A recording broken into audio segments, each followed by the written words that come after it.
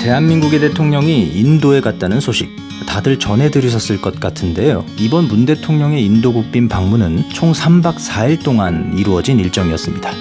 이 기간 동안 문 대통령은 모디 총리와의 정상회담 외에도 세계 최대 힌두교 사원인 악샤르담 사원이나 간디 추모공원을 방문하기도 했고, 이외 비즈니스 포럼 등에도 동행하는 등 정말 여러 가지 일들을 했는데요. 이번 국빈 방문으로 다음과 같은 성과들이 도출되었습니다.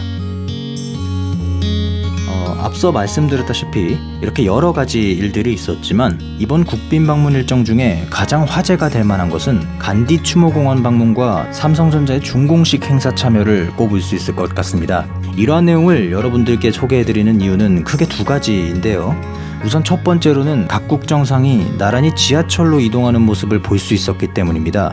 사실 이날 원래 일정은 문 대통령이 모디 총리와 함께 기념관에 방문한 이후에 각자의 전용차로 다음 일정인 준공식에 참석하는 것이었는데요. 갑자기 모디 총리가 문 대통령에게 같이 지하철로 이동하자고 깜짝 제안을 하게 되면서 이렇게 색다른 모습이 나올 수 있었던 것입니다. 참고로 이 지하철 노선도 한국 기업이 참여를 했다고 하는데, 결국 한국 기업이 만든 지하철 노선에 한국 기업의 공장 준공식을 보러 가는, 그리고 또 이러한 모든 일정들을 인도 총리가 직접 동행한 모습이 나오게 된 것인데요. 이는 굉장히 눈여겨볼 만한 외교 스킨십이었다고 볼 수가 있겠습니다.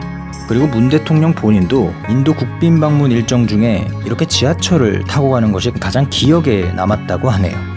그리고 다음으로는 삼성공장 준공식 일정에서 있었던 한국 대통령과 삼성 이재용 부회장과의 접견이 크게 주목할 만한 모습이었습니다. 사실 이 당시 이재용 부회장은 박근혜 탄핵의 주 원인이었던 최순실 게이트에 연루되어 구속된 이후에 지난 재판에서 집행유예 판결을 받고 경영에 복귀한 지 얼마 되지도 않았던 상태였습니다. 더욱이 문 대통령 자체도 이 재계 서열 1위인 삼성의 행사에 참석하는 일은 취임 후 이번이 처음인데다가 이재용 부회장과의 만남도 당연히 첫 대면이었습니다.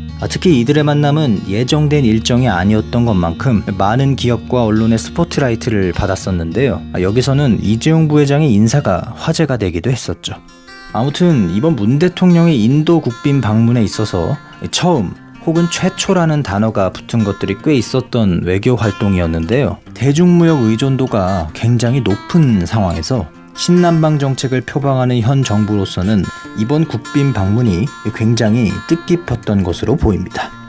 이번 방문의 성과로 한국과 인도가 더 격상된 관계를 유지해 나가서 서로 국익에 도움이 됐으면 좋겠습니다.